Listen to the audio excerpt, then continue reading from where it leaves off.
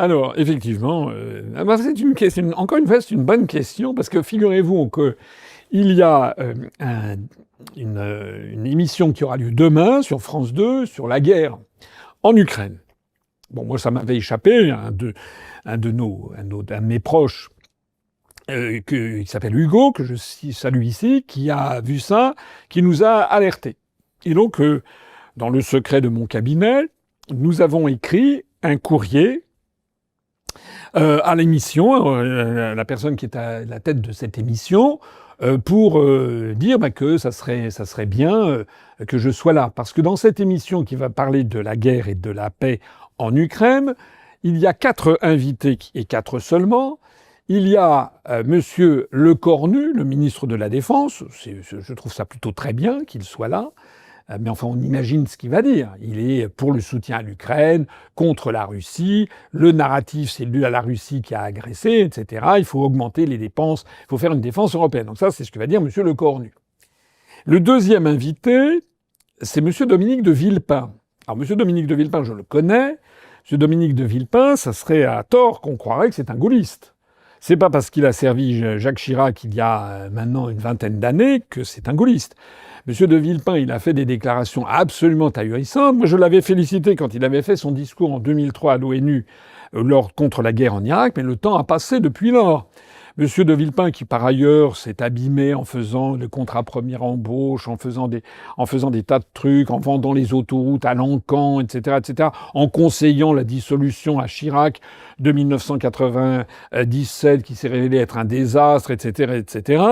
Monsieur de Villepin, il est devenu un ultra-européiste. Je signale qu'il a été directeur de cabinet du ministre des Affaires... Il a d'abord été diplomate, directeur de cabinet du ministre des Affaires étrangères, secrétaire général de l'Élysée, ministre des Affaires étrangères et Premier ministre. Et quand je l'entends maintenant devenu ultra-européiste, enfin, entre-temps, il est allé s'installer au Qatar où il fait une activité d'avocat, je ne sais pas très bien qui le rémunère. Quand je l'entends, Monsieur de Villepin, que j'ai d'ailleurs invité à 2 reprises à venir à notre université d'automne, il ne m'a même pas gratifié d'une réponse. En revanche, il est allé parler à la fête de l'humanité. Je ne suis pas contre le fait qu'il aille parler à la fête de l'humanité, d'ailleurs. Mais d'ailleurs, j'aimerais bien y aller. Tiens, si un jour j'étais invité par la fête de l'humanité, j'irais très volontiers. Mais enfin bon. Là, il aurait pu quand même me répondre. Il y a quand même parmi nos adhérents beaucoup d'anciens du RPR. Monsieur de Villepin, donc, maintenant, il est devenu ultra-européiste et il est pour une défense européenne. Mais compte tenu de toutes les fonctions qu'il a obtenues, qu'il a occupées dans sa vie, il sait très bien que la défense européenne, ça ne peut pas exister. C'est-à-dire, c'est avec du matériel américain. J'ai longuement expliqué tout à l'heure. Voilà. Alors lui, Monsieur de Villepin, j'ai vu des déclarations aujourd'hui, enfin récemment. Alors c'est un soutien total à Zelensky, la Russie est très très méchante, etc. Enfin, c'est à peine croyable. Donc en tout cas, il va aller dans le même sens que M. Lecornu. Le troisième invité, c'est M. Mélenchon.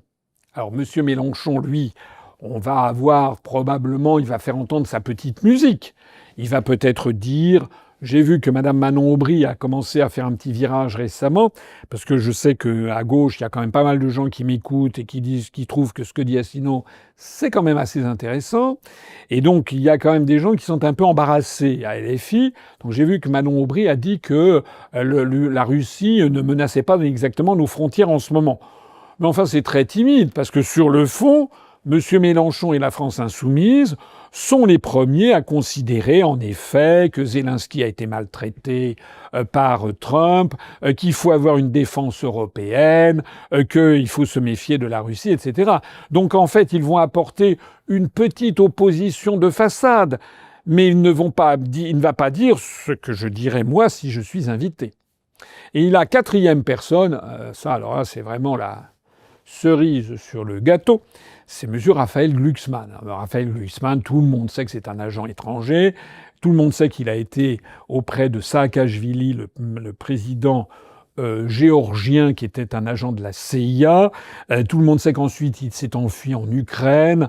Lorsque le Saakashvili a été chassé, c'était un truand notoire. Après ça, il est allé en Ukraine. Et maintenant, monsieur Glucksmann passe absolument tout son temps à réciter le narratif américain, mais américain, pas celui de la Maison-Blanche, puisque ça a changé, hein, mais le narratif de l'État profond américain. Donc, M. Glucksmann, c'est un pouce à la guerre. Il veut absolument qu'on soutienne mordicus Zelensky, qu'on entre en guerre contre l'Ukraine, etc. Contre la Russie, etc. Donc, le résultat de tout ça, ça veut dire qu'à cette émission qu'il va y avoir sur France 2, les 4 personnes vont avec des nuances, bien sûr, pour faire genre. Et on va nous expliquer la droite et la gauche. Mais en fait, il n'y aura personne pour dire ce que je dirais. Personne pour représenter les millions de Français qui considèrent que ce que l'on nous raconte est faux depuis le début, puisque depuis le début, la Russie, certes, c'est de la Russie qui est intervenue en Ukraine le 24 février 2022, mais il y a eu des décennies avant le 24 février 2022. Il y a eu notamment la révolution du Maïdan. Il y a eu l'installation des 12 bases de la CIA le long de la frontière russe après la révolution du Maïdan, qui était une révolution de couleur. Il y a les 904 bases militaires américaines qui enserrent la Russie et la Chine populaire.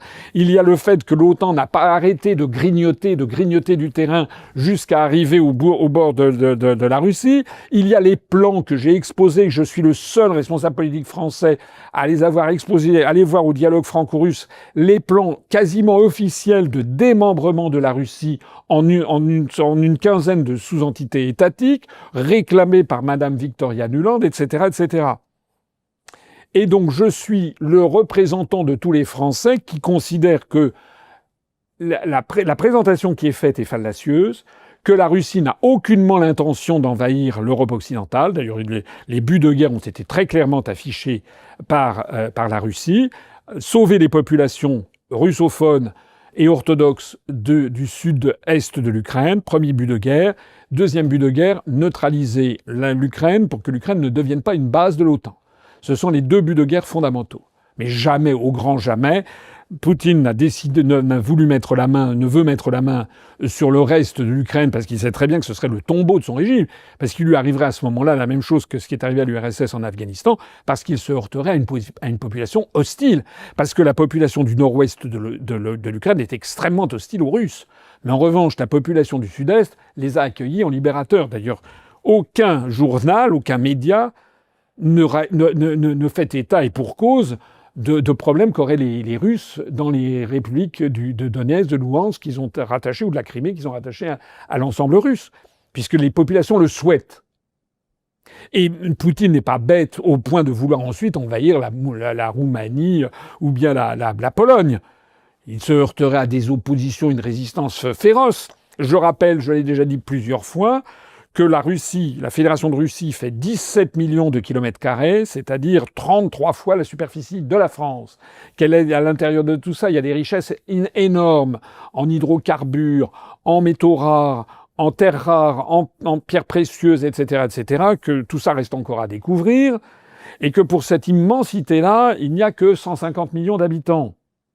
C'est-à-dire 2,5 fois la population de la France sur un territoire grand comme 33 fois la France. Le problème de Poutine, c'est qu'il n'a pas assez d'hommes. C'est pas qu'il n'a pas assez de territoire.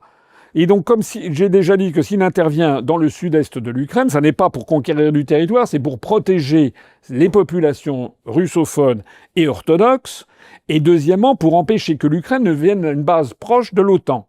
C'est aussi simple que ça. Voilà. Eh bien cette analyse-là, elle est interdite devant nos compatriotes. Voilà. C'est-à-dire que le lobby de la guerre est en train de faire une opération qui est une opération de propagande pour pousser les Français à accepter la guerre. D'ailleurs, nous avons écrit à la rédactrice de cette émission, alors je ne l'ai pas là sous les yeux, on lui a envoyé hier, enfin c'est mon conseiller personnel qui a envoyé à la directrice de l'émission qui lui a dit que je souhaitais être invité. Et j'ai quand même des droits à faire valoir pour être invité, parce que je suis l'UPR est le parti politique dont la chaîne fait le plus de vues, en particulier sur cette question. J'ai fait plusieurs vidéos qui ont dépassé 1 million, même 1 400 000 vues sur les questions, sur l'histoire de l'Ukraine, l'histoire de la Russie, sur le débat général de l'OTAN. J'ai fait une vidéo très récemment sur l'altercation qu'il y a eu entre Zelensky et Trump et Vance à la Maison-Blanche. En 6 jours, on en est à 750 000 vues. Personne ne fait mieux sur Internet. Et donc, on a à faire valoir cela. Si on est une démocratie, on doit entendre tous les points de vue. Alors, voilà ce que j'avais à dire. Je suis content que cette question ait été posée. Bien, nous avons eu la réponse, d'ailleurs, tout à l'heure. D'abord, il n'y a pas eu de réponse, et finalement, on a eu une réponse. Mon collaborateur a eu une réponse. C'est que je ne serai pas invité. Évidemment, je ne vais pas dire que je ne suis pas tombé des nues de stupéfaction. Mais enfin, ça veut dire que nous avons affaire à une émission qui est une émission de pure propagande. Donc ici, je lance un appel à toutes celles et tous ceux qui me regardent, boycottez cette émission. N'allez pas regarder une émission où il n'y a aucun représentant pour dire ce que moi j'aurais dit, c'est-à-dire que je ne suis pas Trumpolâtre ni Poutinolâtre, mais je trouve que Trump et Poutine vont dans la bonne direction, c'est-à-dire la paix le plus vite possible. Et je refuse absolument que la France engage de l'argent, éventuellement des vies humaines de nos enfants, de nos petits-enfants, dans une guerre qui ne nous concerne pas. Et qui, en fait, n'est pas là du tout pour sauver la démocratie. Il suffit de voir ce qui se passe en ce moment en Roumanie. En fait, l'Union européenne est devenue une dictature fascisante, et il est grand temps de mettre un terme à tout ça. Cette parole-là, elle est interdite maintenant en France, comme elle est interdite en Roumanie, comme elle est interdite dans la plupart des pays de l'Union européenne. Donc si j'ai qu'un conseil à vous donner, donnez-le autour de vous, boycottez cette émission de demain, et on va tout à l'heure, dès que j'aurai terminé cette émission, je vais mettre en ligne sur Twitter le texte exact de la demande que nous avons formulée à l'émission pour que j'y sois invité, et évidemment, je ne suis pas invité.